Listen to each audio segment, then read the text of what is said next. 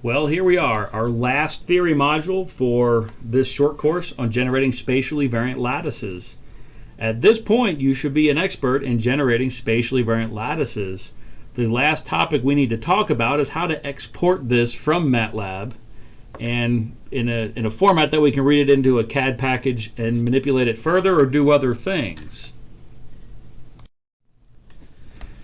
Right now, in 3D printing and surface meshes, the industry standard is what's called an STL file.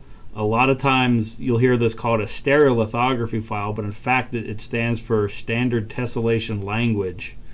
But it's an STL file, and it's just a surface mesh of triangles. And in fact, it's a pretty bad file format. I just think it's a very old format that's been around for a while, and nobody has changed. Although the additive manufacturing community is trying to, they just haven't moved past it. So for this lecture, we will do STL files. So we want to learn a little bit about reading and writing STL files from MATLAB. Fortunately, we don't have to get into too much detail because there's functions on the MathWorks website that we can download and start reading and writing STL files. But we'll still go into a little bit of the detail of what's happening because there's some things that can go wrong in an STL file. And if you really want to 3D print your part, you may have to repair your STL file using a variety of other tools. So I'll just introduce this, just mention some things that can still be wrong in your STL file. Then in MATLAB, at the end of our spatially variant algorithm, we have a 2- or 3-dimensional array, probably just filled with zeros and ones. Ones indicating there's material there, zeros indicating there is not. How do we convert that into a mesh and save it as an STL file? And then the last thing is when you have a 2-dimensional object, how we can save that as an STL file. And the goal here is to use built-in MATLAB functions for doing the meshing and not involve any other toolboxes or sophisticated code. So I think we can do all that here.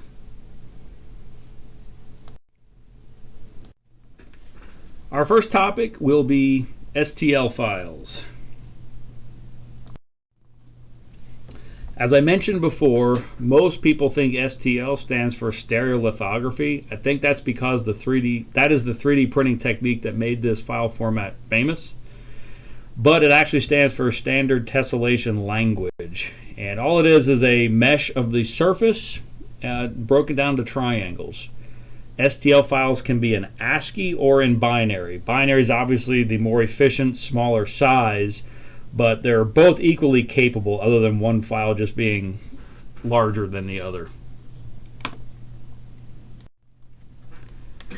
So to really understand what's meant by a surface mesh, I think these figures do a pretty good job. Let's say we want to make a sphere.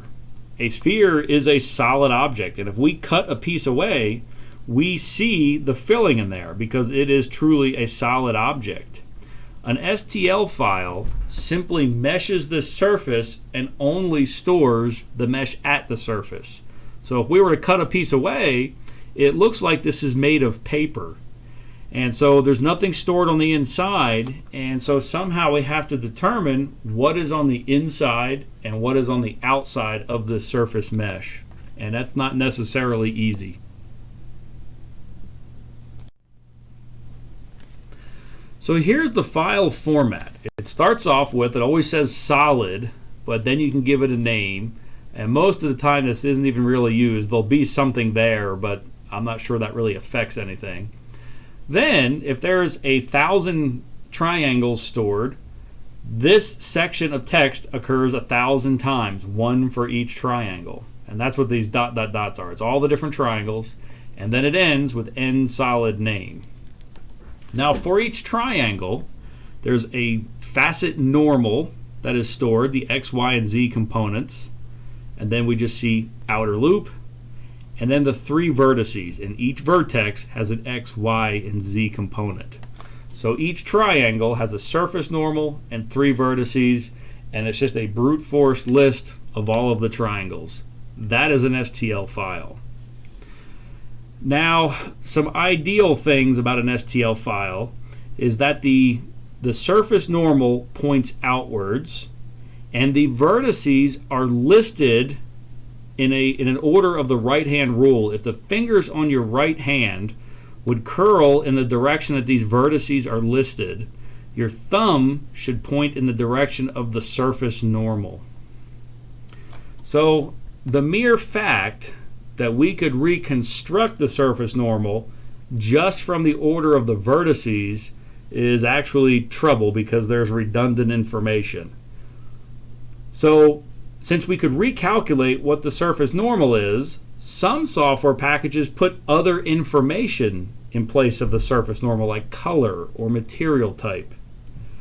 Other times, since the surface normal is given, they don't bother to list the vertices in the proper order.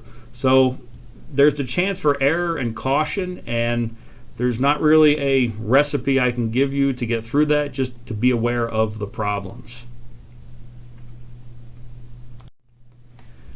So on the left is a complete STL file. If we were to copy and paste that text into Notepad, for example, save it as an STL file, we could load that into a CAD package and we would see a pyramid appear.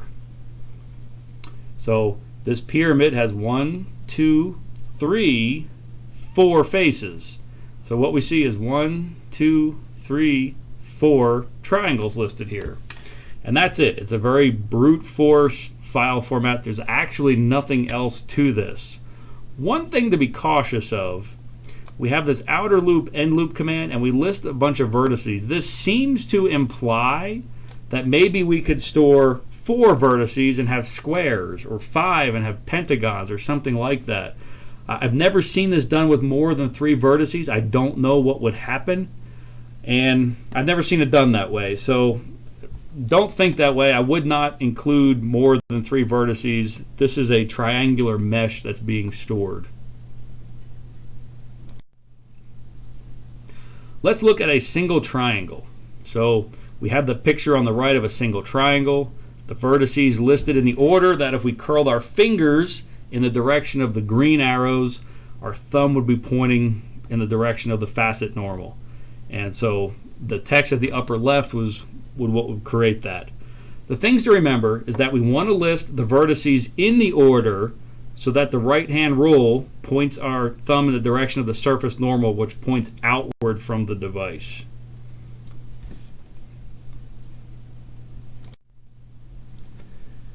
So I mentioned this before, but there's redundant information in the STL file. So sometimes some packages put different information in over top of the surface normal, like RGB to color something.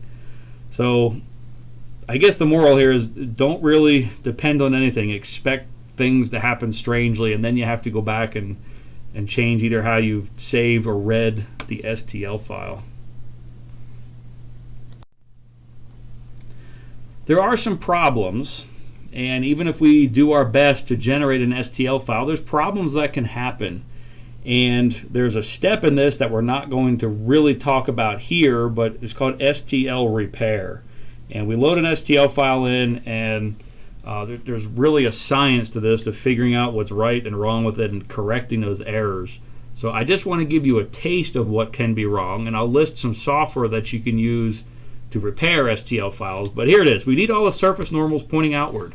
So one problem immediately we could have is inward facing normals. And this causes problems in packages that render objects. If the surface normals are inverted, it would think that face is inside an object, and it would probably shade it in a darker color than it should be. If you're trying to manufacture a part, it's getting confused of what is inside and what is outside of the part. That can clearly lead to errors. We may have triangles that intersect. That should never happen. And so we need to remove intersecting triangles, and if that breaks your mesh in some way or leaves holes in the mesh, then we have to repair that as well. So no triangles should ever intersect each other.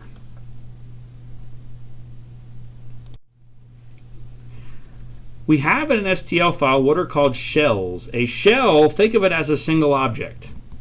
And sometimes when we generate spatially variant lattices, we can end up with little tiny pieces that somehow were generated, we forgot about it or whatever, And it's really a second object inside the same STL file. And we would call that a noise shell.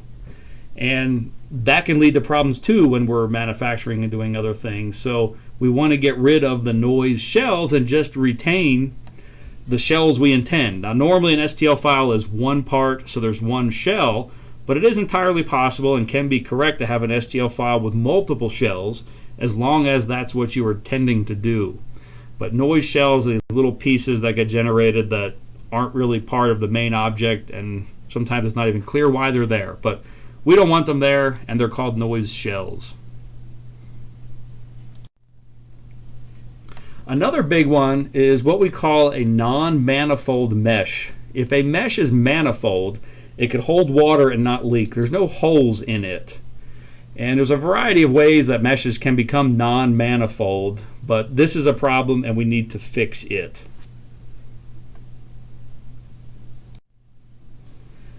Here's a list of software. For commercial software, Magix right now is the king, but it's extremely expensive, even for academia.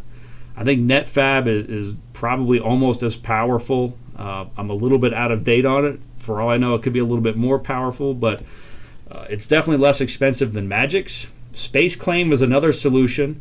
And by the way, all these packages provide more than just STL repair. They can boolean meshes and do a variety of other things. And there's tools from Autodesk too that are particularly affordable for academia. They provide a lot of their tools free to academia. And there are a bunch of open source alternatives. And I tried to order them, I don't know, from most to least favorite, although the last one is an interesting one I'll get to. So MeshLab is a very, very powerful mesh editing software. I definitely recommend installing that. And you can repair meshes, you can render meshes, you can convert point clouds to meshes and things like that. NetFab also provides a basic version of their software, and that is free, but it is somewhat limited, but it can still repair STL files. Another open source software is called Blender. This can repair STL files, but if they have too many errors, it's probably not the best tool. But it has all the repair tools in there, but you have to do things more manually with Blender. So if there's only one or two inverted normals or one or two holes in your mesh, you can go in and find those and correct them manually, but it really lacks the automated mesh repairing tools, at least that I know of. Now the last one here I put last, but is probably not, in some ways it's maybe the best. It's an online tool, and you upload an STL file and you download a repaired STL file. That's it. There's no buttons or checkboxes or settings. It just does it all automatically. I only have a little bit of experience with it, but my experience is that it works really well. And this is powered by NetFab, so I guess there's some kind of collaboration happening between Microsoft and NetFab. But it is free and it works very well.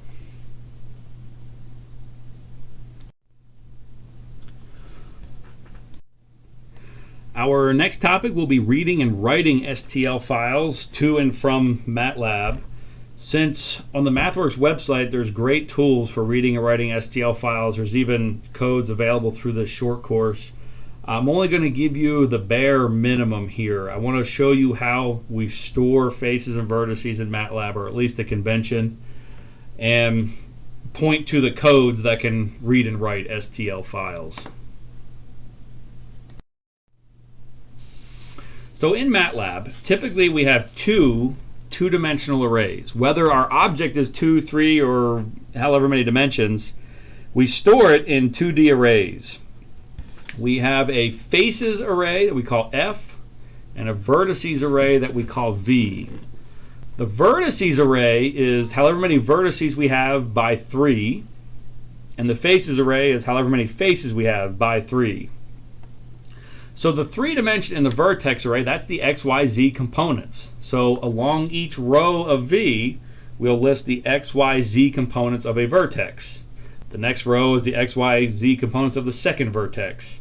Third row is the X, Y, and Z of the third vertex, and so on. And we may have tens of thousands of vertices. Now in the faces array, we just have integers stored here. So in the first row is the first face, and there's 3 integers. And maybe those integers are 10, 27, and 114. And what that means is it goes into the vertices array and it looks for the 10th vertex, the 27th vertex, and the 114th vertex. Hopefully I said those numbers the same. So it's just integers in the faces array. They're integers referring to what's in this vertex array. Now, since some of the faces share common vertices, we wouldn't expect to have exactly 3 times the number of vertices as we have faces, but some software packages do that. SolidWorks, for example, will not look for redundant vertices and try to compress it at all. It'll just throw in all the vertices as if they're separate. And that can lead to problems, particularly if there's rounding and maybe 2 vertices don't look like they're the same vertex, and problems can happen. But the point is, it is possible to compress that vertex array a lot of times. So without compressing the number of vertices is what I would call a lazy array of vertices. So let's go back to this pyramid. The pyramid has 4 faces, and so a lazy vertex array would have 4 times 3 number of vertices. So 12 vertices would be in this array. Clearly there's some redundancy we're not exploring, but that would be the vertex array. And I'm visualizing here that they're stored in rows. This is the XYZ component of the first vertex, and the second row is the XYZ component of the second vertex, and so on. Now, we can compress this. Looking back to that lazy array, vertices 2, 5, and 8 really are all the same. Vertices 1, 6, and 12 on the last slide really are all the same vertex. 3, 7, and 10 are all the same. 4, 9, and 11 are all the same. Really, we only have 4 unique vertices. So we could just store this as a 4 by 3 array. Here's what that would look like. So instead of having 1 through 12, we have 1 through 4 for our vertices. And we're drawing all of the faces separately and the vertices that they reference. And we only need a 4 by 3 array to list all of our vertices. This would be the most efficient, lead to the smallest file size, and also the least chance for error if this is being interpreted.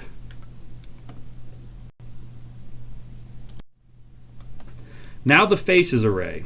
As I mentioned, the faces array contains only integers, and those integers refer to vertices in the vertex array. So for example, let's take this particular face. It's composed of vertices 4, 6, and 5. I'm not really taking into account the right-hand rule for the normal right now. But we would see a 4, 5, and 6 in whatever order, but we'd see 4, 5, and 6 in some order that would lead to the surface normal pointing outward. And so that's how the faces array works. So here's an example. If we did a lazy array of our pyramid, these would be the actual numbers inside the faces and vertex array.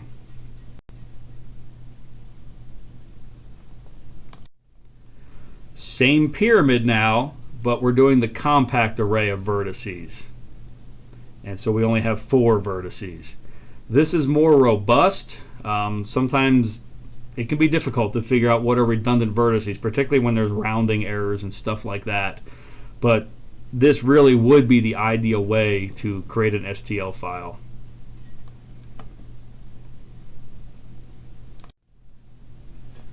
So when we're reading an STL file, the MathWorks website has great and freely available codes that other people wrote that you can read both ASCII and binary files. So we don't need to get too much into it, but typically you'll want to open the file as read only so we don't accidentally mess up the file. The first line has the object name if that's needed. Very often that's just skipped. Once you skip that first line, now you set up a big loop and you just keep reading in your facets. And so for each one, you'll read the facet normal. But if the vertices are stored in the right order, then maybe you don't need it. If you're just visualizing the mesh, again, you don't need it. You really only need the surface normal if you're rendering or trying to figure out what's inside and what's outside of the object. The next line just says outer loop. We skip it. We read vertex 1, 2, 3. And I'll mention again here, I'm not sure what would happen if there was a fourth, fifth vertex. I've never seen anybody do that. I don't think that's standard. I'm going to guess that the STL file format started with visions of it being a little bit more complex or something, but I've never evolved into that. I don't know. Once we read the 3 vertices, we skip the end loop line, skip the end facet line, and at this point we've just read in the vertices, so we'll store those in the vertex array, and then we'll also add the facet normal to an F array. And we didn't actually store the normal in a normal array. We could do that, but we store the array indices of the vertices in F. And if another facet exists, we keep doing that. We keep looping through it. In the very end, we'll just skip the end solid line and then close the file. So that's really all that happens. It's very simple, and there's actually no need for you to write that code because everything's on the MathWorks website. Well, writing the file is pretty easy as well. It's basically the same thing. In this course, we have the function SVL CAD. The first input argument will be the name of the STL file, so you might name it like pyramid.stl, and then you give it the F array and then the V array.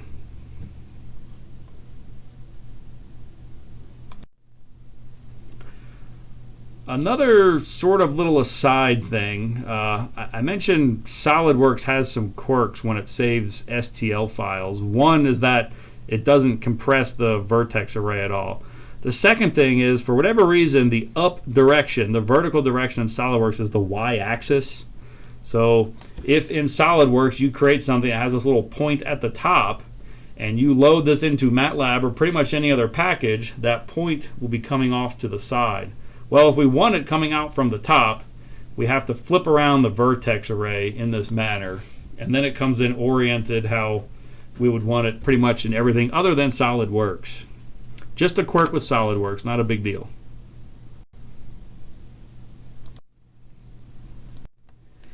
In this next section, we're going to talk about how to create the faces and vertices using MATLAB. And more specifically, given this array that we generate with our spatially variant algorithm that just contains zeros and ones, how do we convert this to a mesh? And moreover, how do we do it just with the built-in MATLAB commands? I'm sure there's much more sophisticated tools for doing this, but just the standard MATLAB built-in commands actually does a pretty good job. So MATLAB has what it calls surfaces, and it has the ability to create spheres and cylinders, maybe a couple other things I'm not even remembering. However, these are square facets, but we can generate them and then real easily convert the square facets into triangular facets and then store that as an STL file. So MATLAB has the ability to generate surfaces right off. Now, generating the surface in MATLAB is not necessarily what we're looking for because we're generating a spatially variant lattice with zeros and ones. We want to mesh that surface, not just create the surface immediately. So here's an example. We can create a sphere surface, and then we want to convert it to the triangle. So we use the surf to patch command. We give it our quad surface, if you will, and say we want triangles, and it returns the faces and vertices. And this F and V are exactly what we talked about in the previous topic. Then what if we want to show this? We use the patch command to display that. We say here's the faces, here's the vertices, and we want to return a handle to this patch command. So we can go in and set different parameters. We can give the facet some kind of face color. It looks like here we're doing some kind of grayish blue. And we can make the lines black. Give it edge color black so we can actually see the meshing. So in this one slide, I'm showing you how to create the quad meshes. So we have cylinder, sphere, and ellipsoid. Maybe there's more now, but as of MATLAB 2010, I believe those are the only 3. We can convert the quad mesh to triangular meshes, and we can visualize them. However, that's not really our goal in this short course. We're going to have a three-dimensional array filled with zeros and ones. So rather than go through the whole spatially variant algorithm, I'm creating a simple three-dimensional array, which is some kind of ellipsoidal structure. So if we were to visualize the 3D grid, we'd have something that looks like this. Well, it turns out we can mesh this surface using the command isosurface.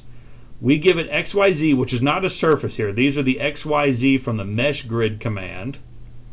We give it our array of zeros and ones, and we'll say form the isosurface of a threshold value of 0.5. So that occurs immediately between the zeros and the ones.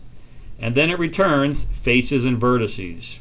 So if we were to visualize that, this is what our faces and vertices would look like. We've converted our 3D voxel array, if you will, to a surface mesh in one line of MATLAB code, isosurface. And this works pretty well. Now, this is not a healthy mesh if you're doing finite element analysis or things like that. We would need a remeshing step if you were doing that. But it is a very good mesh if we're just interested in the geometry of it.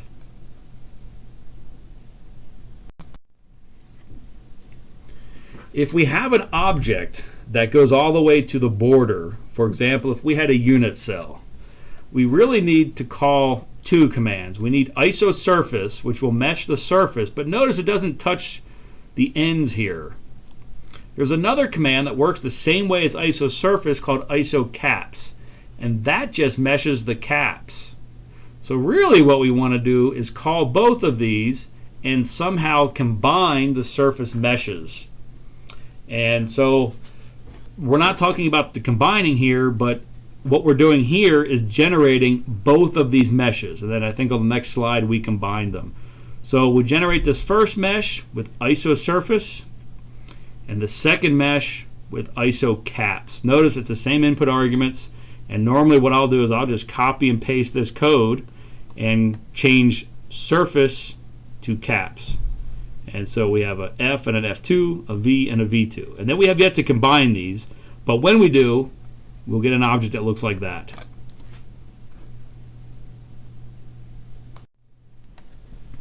Okay. So here's the trick. We want to combine these things, but there's a problem. Let's take F2. Remember, this is integers that are referring to vertices in this array. So let's say there's an integer 1 here. It wants the first vertex in V2. However, if we've combined these things and we just put in F2 blindly, like I'm showing over here, that index 1 will find the first one in V1, not V2. So what we'll have to do to get to the first element or first vertex stored in V2 is look at how many vertices are stored in V1. That's where this length V1 colon comma 1 comes from, and add it to F2. So if there's 10,000 vertices here, an integer 1 plus 10,000 will be 10,001, and that will be the first vertex in V2. So these two lines of code is the proper way of combining faces and vertices. And so the vertices we can just combine blindly. The faces we have to put a little bit of thought into.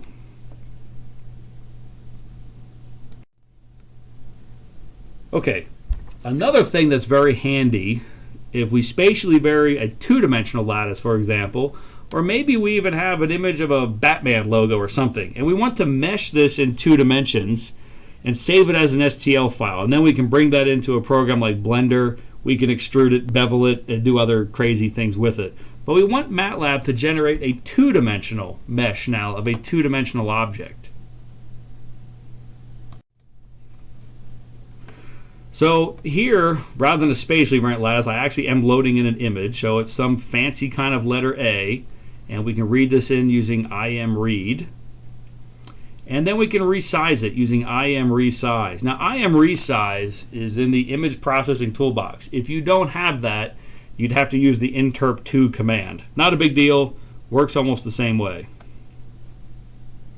So the reason we're resizing it here, if the image comes in and this letter A is 1,000 by 1,000 points, it's going to generate many thousands of elements, and it takes a long time to do that.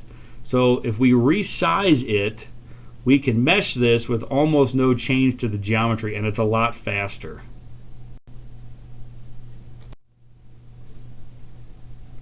Okay, so we've downsampled, if you will, we resized it. Another thing that happens when we read an image in, very often they come in with red, green, and blue information. So it's actually a three-dimensional array. And what we'd like to do is flatten it. So it's just a single array with zeros and ones, or at least numbers confined between 0 and 1. So here where I'm flattening it, we confine it to values between 0 and 1. So it's just a single two-dimensional array. B comes in as just an 8-point integer, so we convert it to double so we can do math to it. It's a three-dimensional array, so we add all three layers. The first one will be the red, green, and blue content, and we add them all together. And originally these are going from 0 to 255. So what we're doing with this dividing by 765 is we're dividing by 3 to get the average here, and then also dividing by 255. And then scaling it in a way that puts it between 0 and 1. So that's what flattens our image.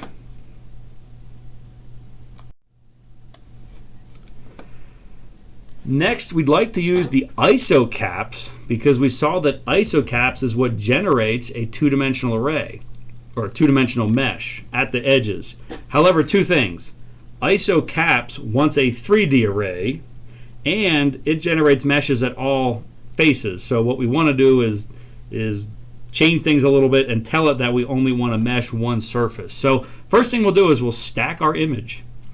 And so now we've made B a three-dimensional array. We've given it a second layer, but it's a copy of the first layer. Then, with that new three-dimensional array where there's only two layers and they're both the same, we call isocaps, but we give it an additional input argument, zmin. Could also be zmax. And it provides or outputs only the mesh from one of the surfaces. So we have a two-dimensional object here, so we'll have a YA and an XA, a Y-axis and an X-axis. Since the Z-axis doesn't have any information for us, I'll give it a Z-axis, just a 0, 1. We give it our 3D array, the threshold value, and if we didn't provide zmin, it would mesh all the surfaces, but here it would just mesh the zmin surface. So it would go and just mesh the bottom layer here, which is an exact copy of the top layer. And in the end, we get a mesh that looks like this. And that's rotated at a little bit of an angle, at the same angle as both A's are in the same orientation.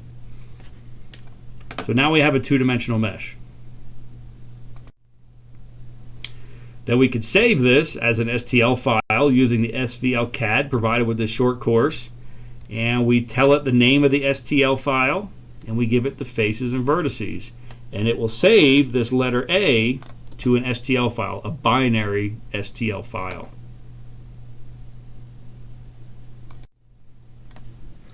Then if we wanted to, we could load it into Blender.